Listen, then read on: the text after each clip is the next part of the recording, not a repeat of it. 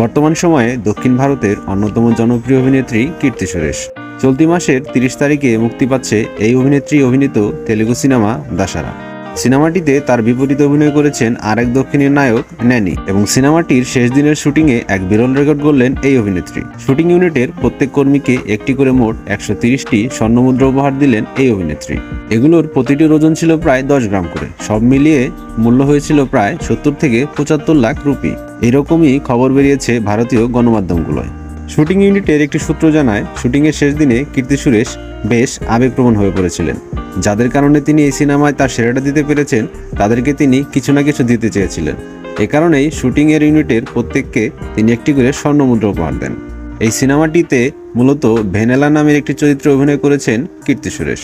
আসছে 30শে মার্চ হিন্দি, তামিল, মালায়ালাম ও কন্নড় ভাষায় মুক্তি পাবে এই সিনেমাটি। এই সিনেমাটিতে মূলত ভারতের তেলেঙ্গানা রাজ্যের সিঙ্গারেনি কয়লার খনির শ্রমিকদের কাহিনীর উপর ভিত্তি করে বানানো হয়েছে। সিনেমাটি পরিচালনা করেছেন শ্রীকান্ত অঢেলা।